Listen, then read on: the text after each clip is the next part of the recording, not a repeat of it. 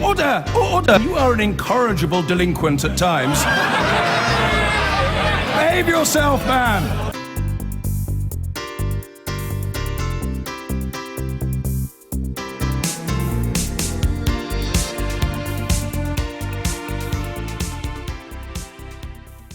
And here with us tonight, the Conservative former Justice Minister who campaigned for Brexit, Dominic Raab, the ex-Labour Cabinet Minister who ran for the leadership of her party last year and who incidentally worked on Bill Clinton's first election campaign, Yvette Cooper, the SNP MP who's called for Donald Trump to be banned from Britain, Tasmina Ahmed Sheikh, the Vice President of Republicans Overseas and, of course, a supporter of Donald Trump, Jan Halper-Hayes, and the Professor of American Literature at London University, Sarah Churchwell.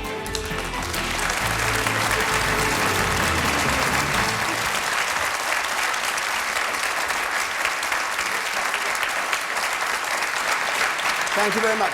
Thank you very much. And just a reminder, of course, from home or wherever you're watching, you can join in this debate on Facebook. You can join it on Twitter. Polite only interventions, please. Or you can text us 83981. Right. And so our first question, which comes tonight from Jeff Banks. Why did America choose Trump? Why did America choose Trump? Simple question. Sarah Churchwell. It is a simple question, but it's not a simple answer. And I think that one of the problems that we've gotten ourselves into as a society is seeking simple answers for complex questions.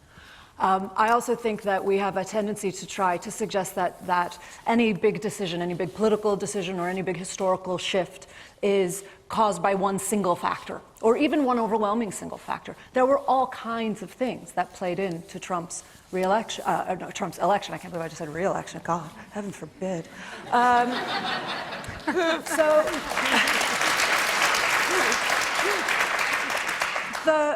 I think the main factors that played in, it's all been very clearly and widely discussed. Clearly, there was a great deal of sense of disenfranchisement and alienation, a sense not just among the white working class, but among the white middle class, that they've been left behind by their government, that they've been left behind by economic policies, and they saw Clinton as the champion of those policies, broadly neoliberalism and globalization, but we can talk about that more specifically. My own feeling is that a great many people fell for what was a disinformation and character assassination campaign against Hillary Clinton. There was an enormous amount of media attention focused on her emails and the suggestion that this somehow made her unfit for office.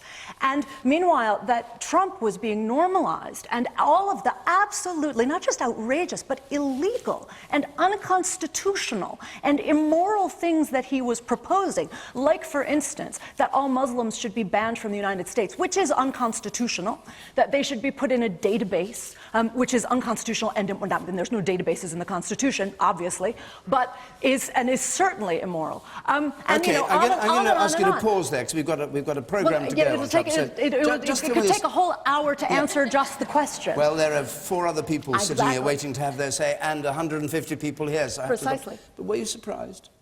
Just briefly. I was totally shocked in a way that I have never been about my country, and totally heartbroken. Jan Halper-Hayes. I cannot tell you how many times I have been asked, you're a country of 320 million people, and you gave us both of these most unfavorable, deplorable candidates.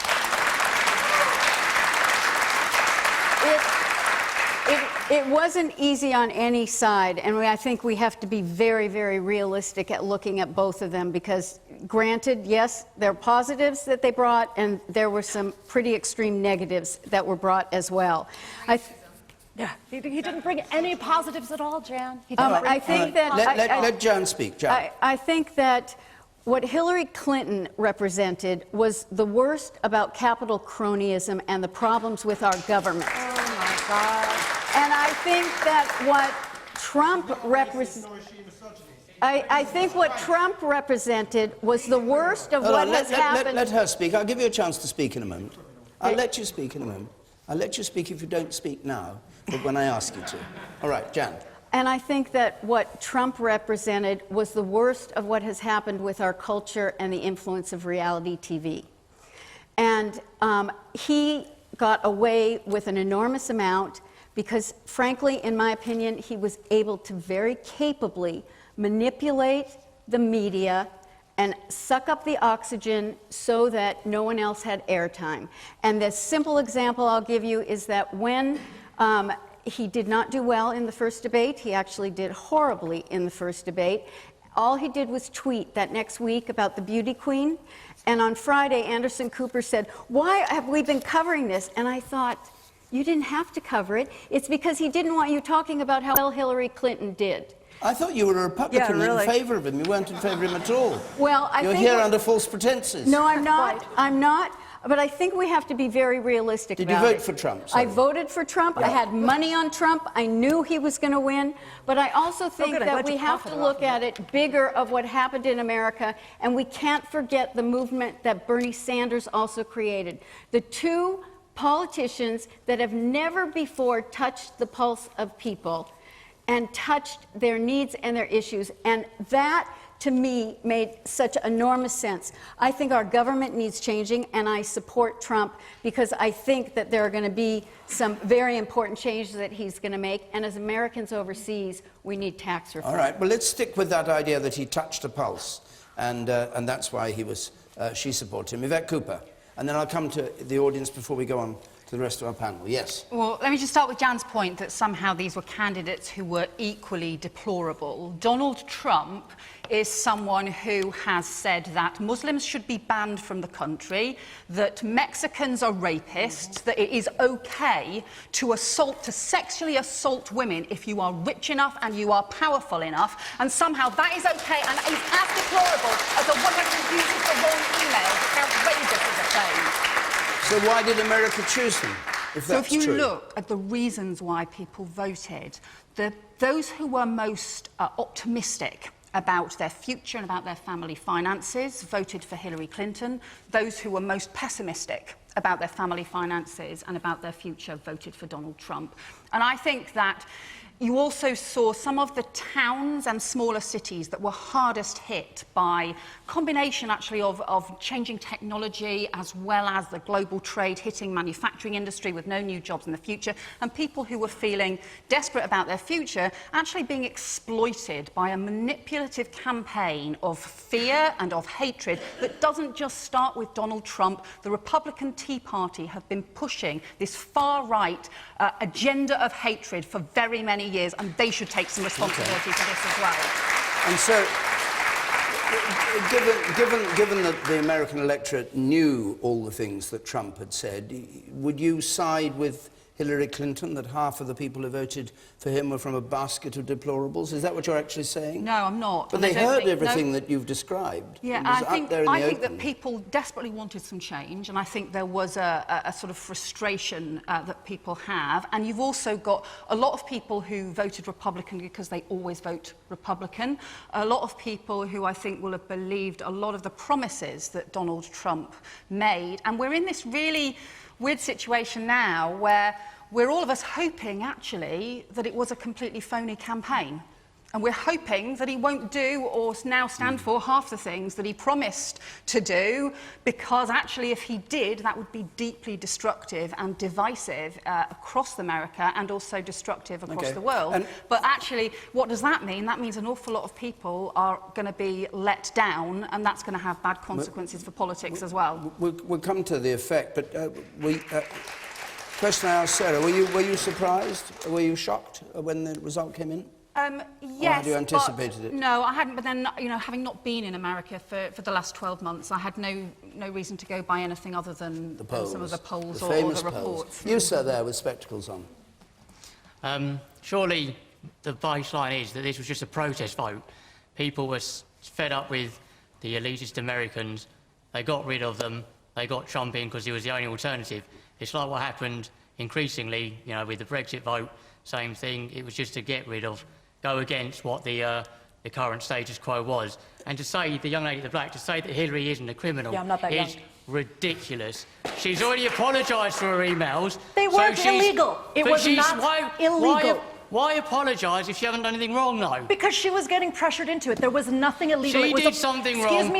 Excuse me, sir. There is an 83-page report that was put out by the OEG about all of the Secretary of States and their email policies. It was a policy from the State Department. It was a rule. It was not a law. It was a guideline that neither she nor Powell followed. There is nothing illegal about it. All right. Hold on. Wait a minute.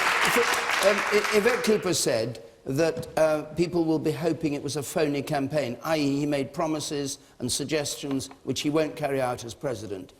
Do you hope for that? Or do you want him... You say people voted in protest. Do you want him to do what he said he'd do? No, I mean... build the wall in Mexico or not? He came up with ridiculous things. You can't build a wall across Mexico. It's not physically possible. The geography doesn't allow it. Right. He came up with stupid policies. I mean, he's got himself in there. He's either going to come out looking spotless, he's going to do an amazing job, or, which I think is going to happen, he's going to fall flat on his face in 2 years and people are going to realise what a mistake they've made. Okay, let's hear from somebody who broadly supports Trump. Yes, sir. I've got a point for Yvette. You said that Trump supporters were pessimistic. They were the people that were left behind through voting. They weren't the people that Hillary targeted. Just because Trump appealed to this forgotten, alienated voters, that doesn't make them deplorables or, as you said, pessimistic. What do you think of the Trump victory yourself? I'm actually quite glad that he won. I think that this anti-establishment movement is actually going to do great, because too much we've had the Bushes and the Clintons into the White House, and they've done nothing about it. They've done absolutely nothing while they're in power. OK, you, sir, with spectacles in the front here, and then I'll go to the man at the back there, yes. Yes, I've spent the last week campaigning for the Republicans in Florida, not for Trump, but on a congressional campaign, and I agree with what Jan Halper-Hayes has to say. There was a lot of support for Trump in Florida, and I think in the long run he will be a good president. There is time for him to show the world what he can do, and he needs time to settle in. He's not even in the White House yet. What do you say to all the things that Yvette described that he'd said that were on the record and Sarah said at the beginning? It's totally inexcusable. But what you've got to realise... Yet you should elect him? What you've got to realise is that Donald Trump is effectively an entertainer. I do realise that, which is why he shouldn't be president. Well,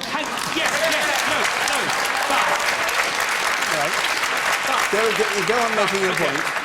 Can I just say, yes, Ronald Reagan was an actor who became president of the United States. He became governor of the state of California first. He was an experienced politician. Exactly. He made a gradual transition and improved himself. And what America needs now is a businessman to...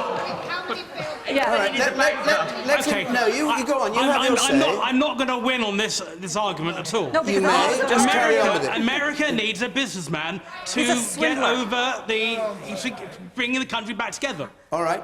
Dominic Raab, America needs a businessman to bring the country back together. Well, look, in a sense, this is kind of an academic argument at this stage, and Which bit of it is academic? Well, let me explain. Why they chose Trump? Well, the fact is, I'm not an American commentator. I'm a British politician. I was shocked at the things he said, and I was surprised about the outcome, and I'm concerned. I share some of the concerns people have got. But at the end of the day, the American people have decided, and the day after, I feel as a British politician, OK, I can see all the challenges, but we've got to try and make this work. And I can't see the point. I mean, look, I didn't like what he said about women, I didn't like what he said about Muslims, I didn't like what he said about Mexicans. But I can't see the point, the American people having decided, throwing up my hands in the air and saying, you know, there's, reliving the election. So what we've got to do is strengthen the bonds that unite our peoples around trade, around security, around intelligence, around defence. I think that we're a close friend of America. I think close friends give candid advice. That's the way you influence. That's the way you have some bearing on what's going on. I also think, for example, his attitude towards NATO and Russia, I don't agree with that. I think that's a real problem. But we've got to both try and exert some influence on him as an ally in relation to that, but also even coming outside of the EU, that's a good example where actually we should be doing more to strengthen our ties and our support for our European friends, allies and neighbours. Is there anything you agree with him on? Well, do you know what? I watched 2 of the debates, and I was quite surprised by the nature of them because there was so much mudslinging. But he did talk about things like public education. He did talk about things like renovating the inner cities. And so I don't think, and of course, in relation to the UK, he spoke very favourably. And whereas Obama said we'd be at the back of the queue for a trade deal, he's made very clear he'd be really well placed to sign a trade deal, and that's good for Britain. So look, I'm not saying there aren't issues here. I totally understand the shock and the concerns. But if you're a responsible government, you've got to try and make it work. Okay. You say, You say first, then I'll go to the back. I'm slightly concerned with... I was reading in the Huffington Post and the Washington Post that he's going to put a Supreme Court judge in to repeal the Same-Sex Marriage Act. And that, to me, is a massive concern, because I've got friends that are in America who are married, and they are frightened. They're talking about coming back to England because their marriage is going to be annulled, and then it's not even going to be recognised. And how can you do that to people? You think he's going to do the things he said he'd do? Yeah, or do you think he's going to back off yes, them? I think he's a fascist, I think he's a bigot, and I think he's a misogynist. And he is a disgrace, and whoever supports him is a disgrace. Hold on, Jan. Hold that. Let's just stick with why he got elected. Tasmina. Well, first of all, I'll say that America needs a president who's decent, respects people's dignity, respects people's right to have whatever sexual orientation they want, regardless of where they come from. That is what America needs, and that is what America doesn't have right now. And I agree wholeheartedly with what the gentleman just said in the audience there. The question was, why was he chosen? The question is, why was he chosen? Either Donald Trump is the biggest racist, misogynist, and boaster of having horrible views about women and sexually assaulting women, or he's the biggest liar that's ever been elected in Western democracy. That's exactly what's happened in the United States of America. Why he was elected, we will continue to have discussions about why that might be. There is concern, of course, around the turnout. Did the polls have an effect on people thinking they didn't have to come out and vote Democrat to ensure that Trump wasn't elected and that Hillary was? But this is hugely personal for me, David. You mentioned at the start that I wanted to ban Trump from entering the United Kingdom. And that is because about a year ago, around about this time last year, Trump, after insulting Mexicans, after insulting disabled people and women, he then turned his hand to Muslims and said that Muslims should be banned from entering the USA. Now, he's talking about me, he's talking about my family, and we haven't done anything wrong at all. So what I said to Theresa May, the Home Secretary at that time, is I believe that was hate preaching, and I believe just because he was a powerful white American man, that doesn't mean he should be judged with the same set of values that we all have to live to. And indeed,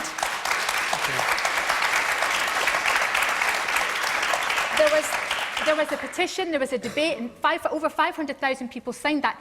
And in the debate in Westminster Hall, and this is really an important point, David, I had the bravery to stand up and call him out for what I thought he was. Many around me, many respected parliamentarians, said that he was a buffoon, that it wasn't possible that he would be elected. And I knew at that time there was a potential for that. And I wish more people had listened. I wish more people had seen the alarm bells that were set ringing. And now we find ourselves with a man who has these views, and we've just witnessed on Channel 4 News, a journalist from Washington Post, an openly gay black journalist, crying because he's scared. People are frightened about what this means for them. We have to stand up for those people. All right. The man up there on the right, thank you. You, sir. I think the problem is politics in America has just lost its way completely. It's a mudslinging match. It just happens that Trump was better at it. That's all. That's the way it seems to me, anyway. It wasn't about policies. It was just he's the entertainer, as we've already mentioned, and he's better at Clinton at throwing mud at her than she was at him. Aaron Golightly, let's have your question. If Clinton was a man, would she have won? If Hillary Clinton was a man? No. Yvette? I think that she probably wouldn't have done, because I think there were wider issues going on, but I do think that she was judged in a different way. She was judged by different standards as a woman. I think she's someone who is incredibly well qualified to be president, and I think would have been a very good president. She had, however, to prove her authority, she had to prove her experience, and the process of proving that also meant that She was then judged as being too much of an insider, too much as a member of the Washington sort of establishment that then people felt angry about. I think had she been a man, I think the question about what she would have to prove along the way would be different. I think she was also judged for, it's like, you know, when she was ill, or, you know, what does she look like, or whether she looks healthy enough, or, you know, is she having a bad hair day, whereas Donald Trump can have a bad hair day every single day of the week.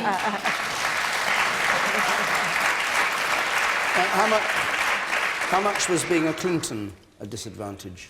I think at a time when clearly people wanted change, and they wanted big changes, and there was a sense of frustration that no government over very many years has solved the problem of whole communities that have lost their manufacturing jobs and had no new jobs in their place. There's been a real imbalance. Investment in the cities, but not in the towns and the smaller cities. Those big problems have not been solved by anybody. So yeah, actually being a Clinton, being part of that and so on over many years, I think did work against her, but she was also the target of so much misogynist abuse over a very, very long period of time. And the idea that we would say the woman who endured all of that misogynist abuse and kept on standing, kept on fighting, should somehow take the blame because the man who was targeting that misogynist abuse at her has won, I don't think she should take the blame for that. Jan, what's your view? I'd like to come back to a couple of things. So why did Trump win, and why did I start off by explaining how the American population looked at their choices? It was not easy. But Hillary Clinton was campaigning as the third term for Obama. Yet, if we looked and you followed the polls that had been going on the last 3 years, anywhere between 65 and actually the latest came out all the way up to 76, and it vacillated. People did not like the direction of the country. They thought we were going in the wrong direction. In what way in particular? That our GDP never got up over 1.4, that a third, we're a country of 320 million, a third of our population is unemployed, that the trade policies, according to Trump, that he would like to renegotiate, and that we have focused too much on the outside. But the other aspect of it was the national security and the refusal of Obama or Hillary to identify radical Islamic terrorism. Okay. You did say a third of the country is unemployed? Yes. Yep. Is that the About statistic? 80.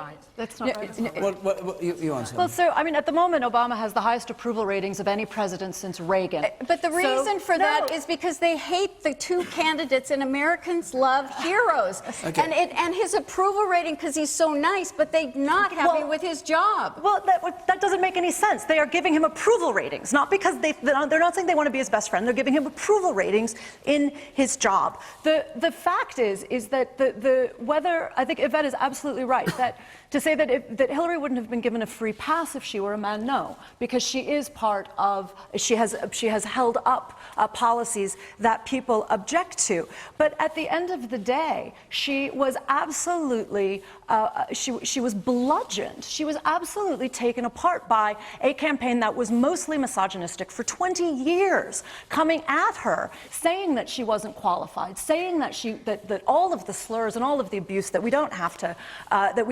rehash.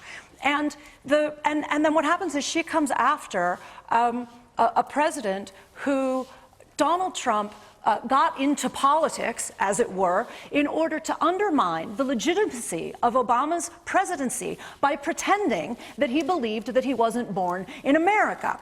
I should have answered, actually, the first gentleman's question much more simply. There is a simple answer, which is that Trump lied. That's the answer to the question of how he got. David, can I just make one comment? Well, all right, briefly, Jan, and then but Sarah, your comment of the approval rating is exactly why people did not understand the polls. The fact of the matter was, the question was not whether they said, do you approve of Obama, and they like Obama, but when the question was put to them, do you think the country is going in the right direction, 76% of Americans from independent Republican and Democrat said, no, we don't. Okay. Can I just finish? Hang on, I'll come back to you. The man up there at the back. We'll hear from more members of our audience. You're so hypocritical. I cannot believe that a Republican can sit there and comment about Obama's presidency when it's actually the legislature that has blocked everything he's tried to do. Thank you. The plain fact of the matter is the Republicans control both houses of Parliament, I'll call them, because I'm British, and you've actually blocked all the good things that he wanted to do, and now Hillary Clinton is actually getting the blame for supporting Obama's policies, when in fact what's happened is that your party, have destroyed everything he wanted to do. All right. Dominic Raab, let me pick you up on this question that Aaron made, whether Hillary Clinton was a man, would she have won? Look, the truth is... In the light of what he said, incidentally. The truth is, I don't know, it's a hypothetical question, but... Answer hypothetical questions what politicians do all the time.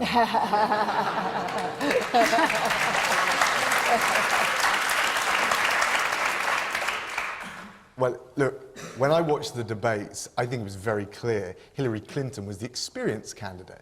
I'm not sure that it was her fitness for office, the rational capability of doing the job, which lost it for her. But again, I'm very wary about being an American commentator. What I saw there, and I think the contrast between her and Bill is interesting, but I don't think it's about gender, is the fact that Bill was incredibly charismatic. He understood human nature in a way that I think people felt Hillary didn't. And when I watched those debates, I didn't really get either the vision or the retail message. I got all the mudslinging from both of them, and I thought some of the stuff from Donald Trump was offensive and pretty wacky, but I didn't really get a countervailing positive narrative from her, and I say that as a neutral observer. So I'm not sure. Look, gender may be part of it. I don't know. It's, you know, I'm not a psychologist, and I can only tell you what I saw. But it was much more to do with the failure on the Democratic side and on Hillary's side to come up with a positive message that appealed to the people that Donald Trump called the forgotten. You're not a psychologist, but Jan's a psychologist, because she said of Trump in August that he was psychologically unbalanced. I did. I very much did. I was very concerned. You still voted for him. I did, but okay, here's the first thing, is that I gave Donald Trump the presidential temperament assessment that was used with 41 other presidents. And what was bothering me in the media was that they were confusing temperament, which we're all born with, doesn't change, and personality, which is made up by our social environment, our emotional life, and our values. When he could not embrace his win, and he was really just behaving off the wall, and I said he's shooting himself in the foot, and it's with an automatic rifle, and someone needs to take it out of his hand. Right. Okay. And so I was concerned about what was this element that was making him psychologically unbalanced at the time. All right. And you still voted for him. Yeah, well, exactly. Because... All right, but... No, okay. Rhetorical point. Tasmina. Let's just tell it as it is. Gender has a huge part to play in politics. If there was any kind of gender equality, we would have more women in politics. If there was any kind of gender equality, she would have been able to break that ultimate glass ceiling. Now, no matter what anyone thinks of the campaign, and unfortunately, it was so much about personal insults as opposed to policy. I think that's a great travesty of the campaign. Whilst I respect the will of the American people who voted for Donald Trump, we have to respect the campaign that Hillary fought in a backdrop of misogyny, in a collage that Donald Trump had created that was demeaning women throughout the campaign, from the commentators whom he gave interviews to people in the public, to Hillary herself. And remember, when she was ill, she just fell faint for that one moment. She had pneumonia. Absolutely. She was unwell, and it was like she was unfit to be President of the United States of America. It's a nonsense. We have to face up to the fact that there are real gender issues in politics, and we absolutely do look at women with a different set of characteristics that has to be dealt with. I want to stick with the debate about the future with Trump as president. Just to say, before I go on any further, that we are going to be in Stirling next week and in South London the week after that. If you can possibly come to take part in the debate, that's the way to do it. There on the screen. I'll give the details in full later on, but there's the email address and the phone number. Stirling and South London. Let's just take another aspect of this. Andrew Dinnis, please. Thank you. Will President Trump be a good thing for the United Kingdom? Well, let's see. Look at the effect on the UK. What will the effect on the UK be of Trump's presidency? Dominic Raab, you take this one first. Well, look, I think we have to wait and see what happens. The thing about him, I guess, that hopefully will take some of the rough edges off is he's a deal maker and he's a pragmatist. I mean, he was pretty ideology light. Now, I think there are going to be difficult problems for us. I mentioned NATO and the attitude towards Russia. I think the whole task of building coalitions of the willing feels like it is going to be pretty much a steep uphill battle. But there are going to be countervailing benefits. For example, the trade deal. He's said very clearly he feels very positive about Britain. He says he'd treat us fantastically. Now, look, let's wait and see what he does, not just what he says. But I think that's an area which could be hugely positive for Britain if we had a free trade deal with the US. And supposing he adopts a protectionist policy for the United States as a whole, with implications for the world's economy, will it still be all right for the UK? Well, no, and look, Britain has said, this Prime Minister has said, we want to be a global leader in free trade. So, of course, that's something where we're going to encourage them to think very clear-headed about what the consequences will be for America, but also for the world. But the fact is that amidst all of that rhetoric, he still said he wants to do a deal with Britain. So the question was about Britain's narrower interest, but I agree. There are much more, there are wider economic issues for the world, huge uncertainty, and that's true on the economic front and the security front. Equally, we've got to hope, through allies, talking candidly and talking sense to him, through the people he puts around him, there are good people close to him, which will be very interesting to see about his team, people like Giuliani, people like Paul Ryan, and the checks and balances in the American system. We've got to hope that through all of these checks and balances, domestic and international, we take some of those rough edges off. So I'm not going to throw my hands up in the air, I'm going to try and make it work. And I think that's the responsible attitude of any ally of the US, Britain, and in Europe and more generally. And Sarah, do you agree with that pragmatic approach, that's the way to look at the coming 4 years? I certainly agree that Britain needs to be pragmatic about it, absolutely. I mean, I think there are a couple of things to add into that, however. I think we need to remember that, that John Kasich said that Donald Trump approached him to sound him out about being vice president, told him he could be the most powerful vice president in American history, because Donald Trump wanted to win. It's not at all clear that he wants to serve. It's not at all clear that he actually wants to do the hard graft of running a country on a day-to-day basis. So I think you might be negotiating with Mike Pence a lot, and not with Donald Trump. He might be on a golf course. But at the end of the day... Are you serious? You think he may back off being president? He said he would. I don't know. Oh, I have no idea. I have no idea, Jan, but this is a guy who quits a lot. So he's talking about... He's talking about appointing Sarah Palin. Let's be clear. He fought this endless campaign with all this stuff purely to become president, and having become president says, right, I've done that. I don't want nothing else to be done. You don't think he wants to be re-elected? I am out of the business of prognosticating. I never thought he would get elected in the first place. I'm not making prophecies. I'm just trying to draw conclusions on the basis of the evidence that I've seen. And one of the things that we have seen is that he did approach a VP candidate and say, I don't really feel like doing the job. Would you like to do it? Now, who knows whether he was just trying to persuade him, because we've been told by his own supporter that he's a liar. So I can't actually trust anything that he says. I haven't said he was a liar, and you don't misquote me. Do not misquote me. But, you know, I'm listening to the extreme of the way not all of you, but the way you and Yvette and Tams and That's nearly all of them. Yeah, it is.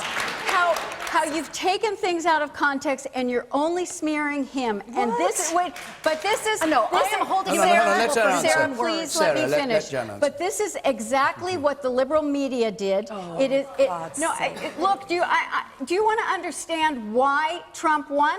It's because some of the things were taken out of context. It is because Hillary played the woman's card and the women did not like that. They did not go along with that because they felt Obama had already cracked the glass ceiling, and they didn't like when she played victim. But, well, you know, the thing is that Trump got 53% of the women's vote. All right? So a lot of women were able to overlook things. Now, I just want to go back to... Sorry, is that all women, or is that white women? White women. You didn't say white women. Sorry, Right, okay. white women. 44% of all women. 53% of white women. But 94% of black women voted for Clinton. And 8% of the blacks voted. Let me come to you, Tasmania. Yes. Yeah, I was going to make the same point. A lot of people have been referring to countries being businesses, and you even accidentally said company. And for me, economy is really important. Yes, it's at the heart of everything we do, but at the heart of that, there is no economy without the people. And without the people, we don't have anything. And I don't want to see a country run as a business that I think is going to become more and more isolated, because I think Trump's in it for self-reason. And going forward, that's just going to make the country more and more isolated. Clinton might have represented a lot of problems with the political institution, but doesn't Trump represent all the problems that are facing the whole world around the 1% and the business leaders that are not paying tax, are not doing all the things that they should be doing to contribute to those economies in a positive way that bring the benefits to the people more generally? Yvette, what do you make of it, Yvette?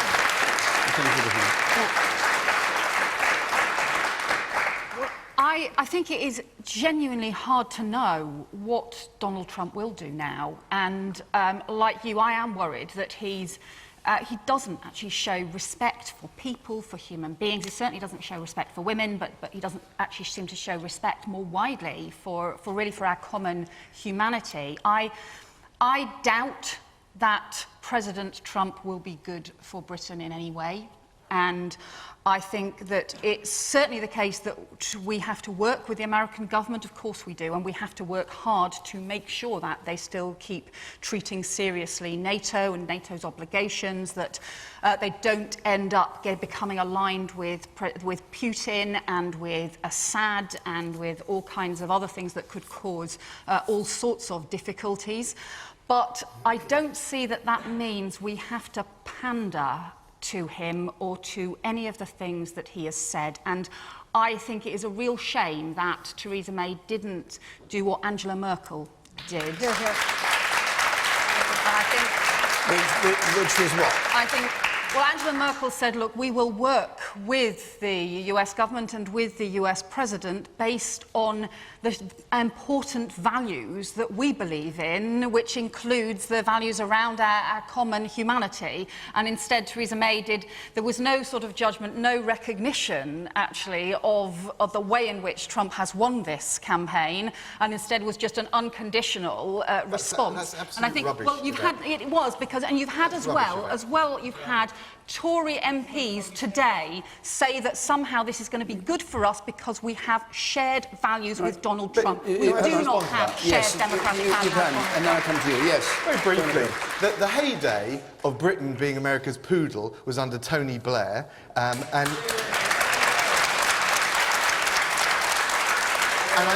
I think of that, if you would fairly look at the statement Theresa May made and the record of the conversation, she made it very clear that he would need to, and she would work with him in terms of reaching out and building broader global coalitions. But the point is, there's no point in firing out press releases just to make a political point and a day's headlines. The fact is, we're about the serious business of working with him and working with America, because that's the way you exert positive influence, and the Labour Party knows nothing about it, as Tony Blair proved time and time again.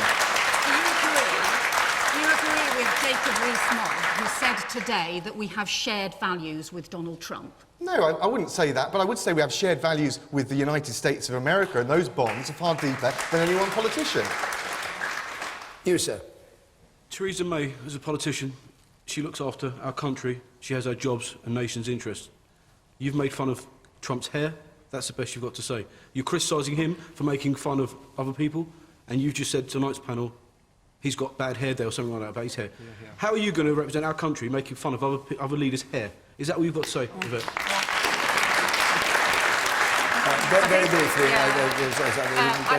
actually, what I've done is make a remark about the way in which men and women's appearance is judged. What I've also done is make a whole series of points about the important things that Donald Trump has said that I strongly disagree with. To be honest, I think that most people across Britain agree with this. Okay, hold on. If you speak at the same time, we went to you.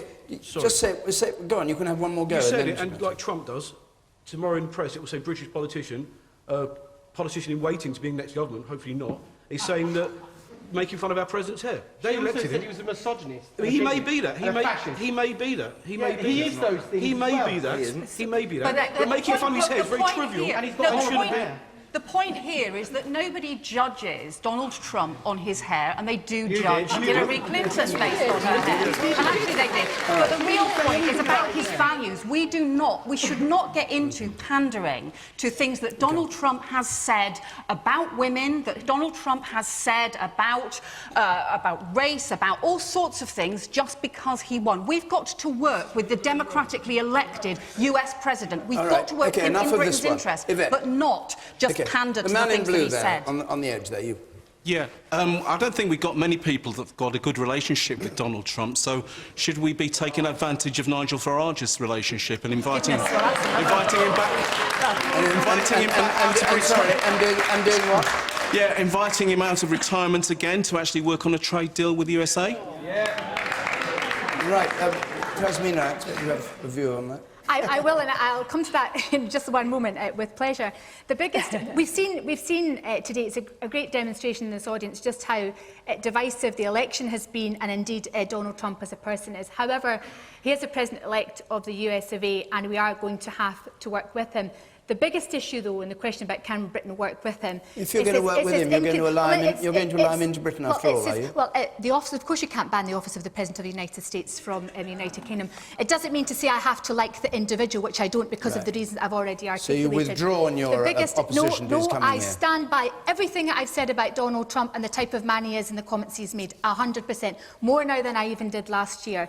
The biggest issue in relation to Donald Trump just before we go on, is I've got you exactly right. If Donald Trump becomes President of the United States and seeks to enter the United Kingdom and doesn't withdraw his remarks about Muslims, absolutely my representations to Theresa May to ban him will not change. Absolutely, I don't... Now you've changed your mind, you're saying you can come I've talked about the office of the President of the United States. Well, he is going to be President of the United States. And of course now he has been elected, and of course we cannot ban the President of the United States. Well, that's what you were telling Theresa May she should do. Because maybe it's a small point. It's an important point, David, and I'm glad you've raised it, because consistently throughout the campaign, Donald Trump thinks because it's him, it's okay to say the things that he says. He thinks it's okay to boast about sexually assaulting women. But if I can come back to the point I wanted to make about whether Britain can work with him.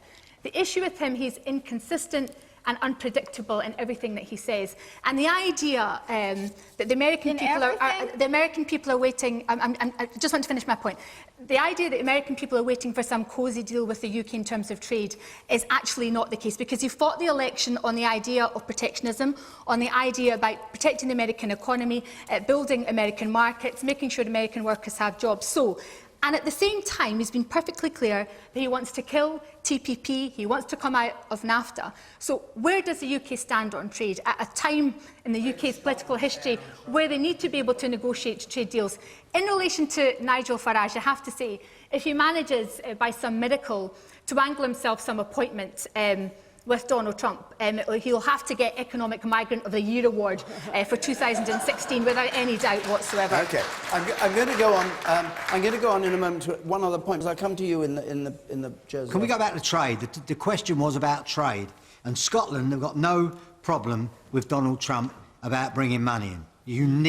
We all need, the world needs money. But looking at the last president of the American. The ex-president, shall we say, sort of now, Barack Obama, the last words he had to say about this country was, on your bike, you get the end of the queue. So I don't see much there for that president. And can we be positive? Can we be positive? I didn't want Trump. I wasn't sure about Clinton, I'll tell you. I'm still not sure about career politicians in this country. We've got it over here. It's an epidemic, a bad one.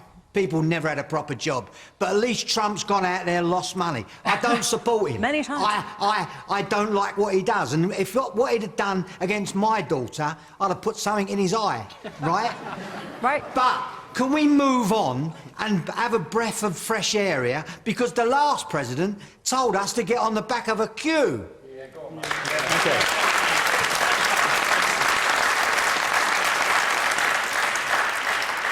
The woman at the back in white there, in the very back row. Yeah, yes. No, sorry. Two from the end there. Yeah. Going back to the question of would Trump be any good for the UK, given his public attitude towards Hillary Clinton and his public attitude towards women, do you really think that he's going to come into negotiations with a country who has a female Prime Minister and look at her inequality? I don't think so. Should we be looking at people like Nigel Farage to come back and negotiate our trade deals with him? Or will he just do his public persona and bully us into new deals? Okay. Will he And ride roughshod over the top of us? And there was a woman in white who I didn't see, but who... Yes, you speak. Yeah, I mean, at the end of the day, Trump will be president. I just hope to God that he has decent advisers and actually listens to them. Okay, and you, yes. I think the question was about, how we work with Donald Trump, and I think I wanted Clinton to win. I didn't want Trump to win, but we've got to work with Donald Trump. I think that's very important.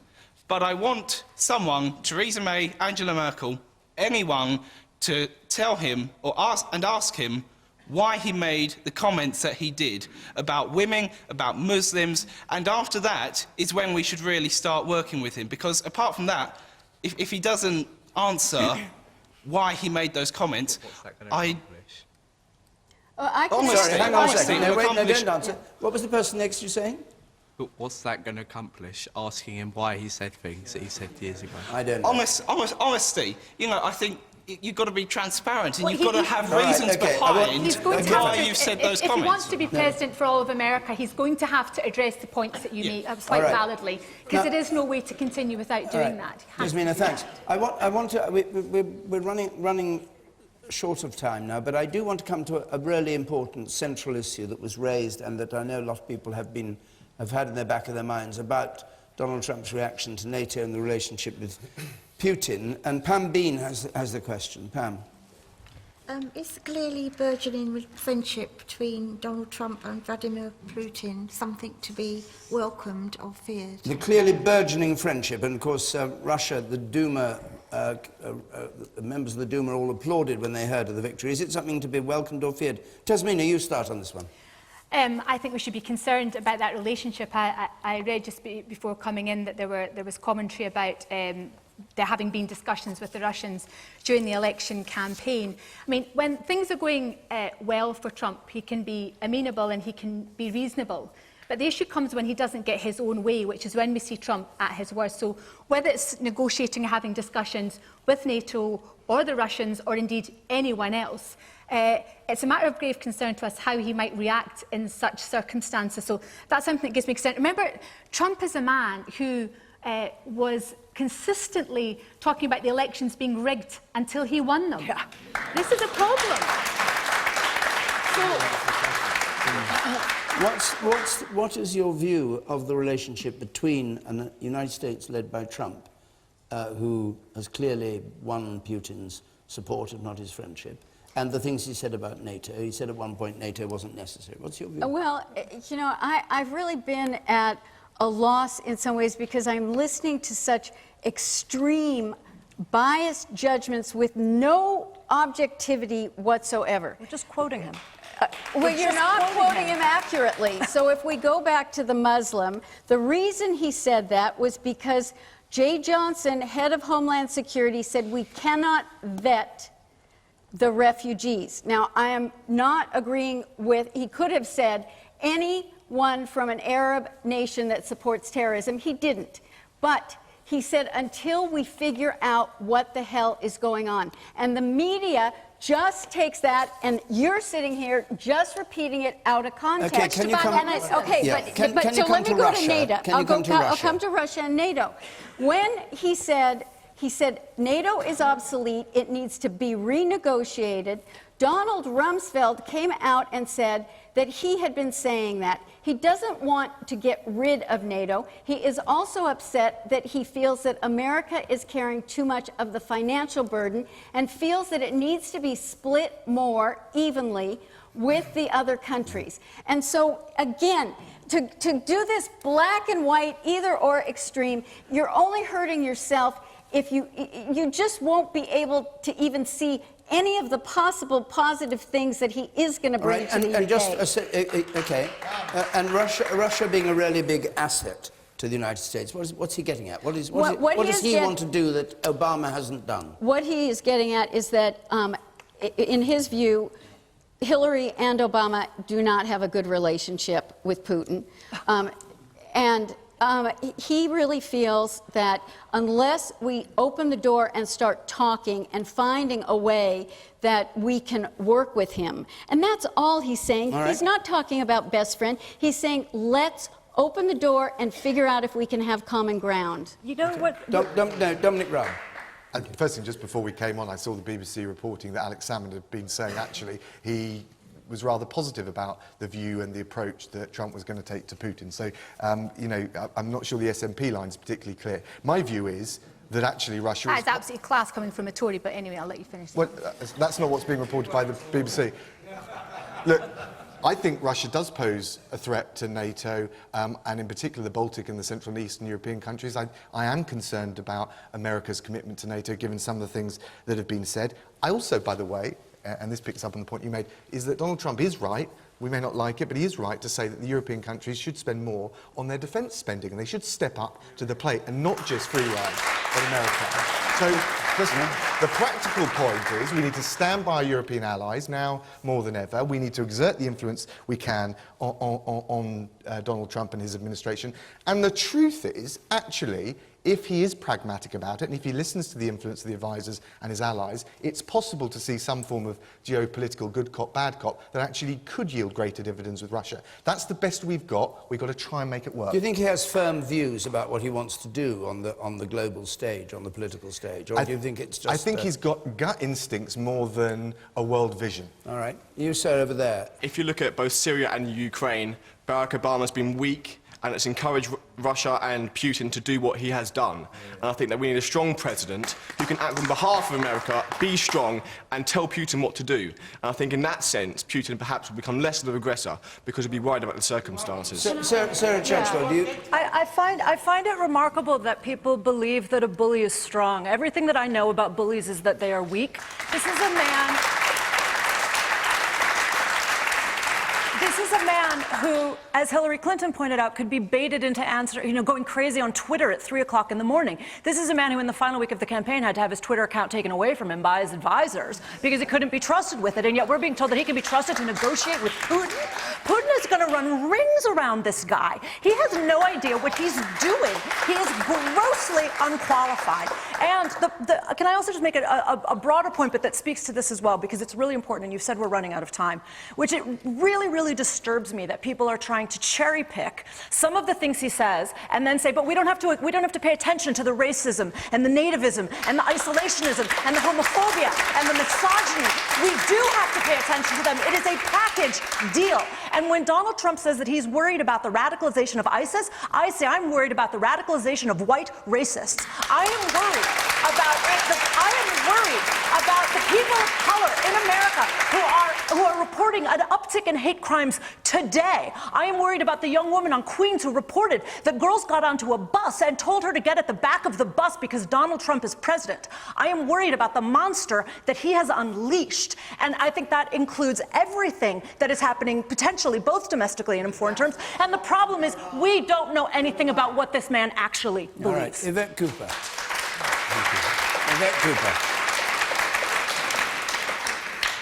I think the problem is we have no idea how Donald Trump in the end is going to behave with Putin. And to me, it feels like this could go in either way. And that's why I do think, particularly around NATO, we have to work with the US government and we have to hold them into NATO and seeing NATO as being particularly important. My worry is that in the relationship, that if Donald Trump signals that somehow America is less committed to NATO, that less worried about Putin's belligerence, that will somehow tempt Putin to take action, whether it be around the Baltic states, whether it be around Ukraine, whether it be in other areas, and we will end up actually in a very difficult situation where NATO commitments will need to be honoured, but that actually Trump has given licence to Putin to do dangerous things. And And the second area I'm worried about is that he will get drawn into somehow supporting Assad in Syria, because if we end up licensing what the Assad regime is doing, we will never get peace in Syria and we will never get a settlement in the Middle East. Right. I said Anne-Marie Smith-Allen, I'd just like to hear your question. I don't know if we'll be able to get everybody in the panel in on it, but let's hear your question. First Brexit, now Trump. When will our country's leaders actually sit up and listen to the desperate and frustrated voices of the people? Yes, OK. Dominic Raab. First Brexit, which you were in favour of, now Trump. Desperate and frustrated voices. When will you start listening? Well, we're going to deliver on Brexit because we put it to the British people, and there are views on both sides of this, but actually that is something we're going to deliver. This government is going to deliver on Brexit, so that's one illustration. I don't accept this rather superficial parallel between Trump and Brexit. I can see the superficial attractions, they're anti-establishment, but actually, it was he who said Brexit plus. Well, he can say what he likes, but vote leave campaigns... What did you say? He can say what he likes. He can say what he likes, but he doesn't define what Brexit was about. We campaigned on pro-global free trade. He's protectionist. We campaigned about taking back control of our democracy so the people watching this show actually feel they've got some control over their elected representatives. He really sounds like he wants to tear down the walls. I really would be careful about delving too deep and trying to draw too profound parallels between the two. I think they're both complex and they're both based on the specific circumstances in both countries. Yvette? I think what those votes have in common was, in both cases, was a vote for radical change, and in both cases was, I think, a sense of frustration, particularly from industrial towns and smaller towns and cities, which have actually been left behind and have not had the investment and the new jobs that they need.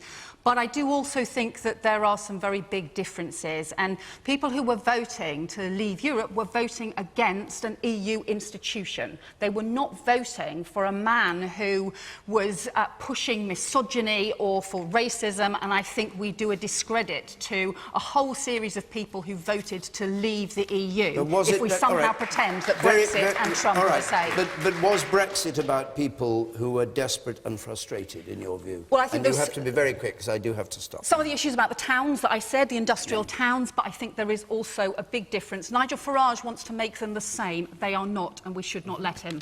All right. I agree with that. I think we have to stop. Tasmania, you can be very... Yeah, go on. You have to let me talk about Scotland, David. You have to. Well, I'm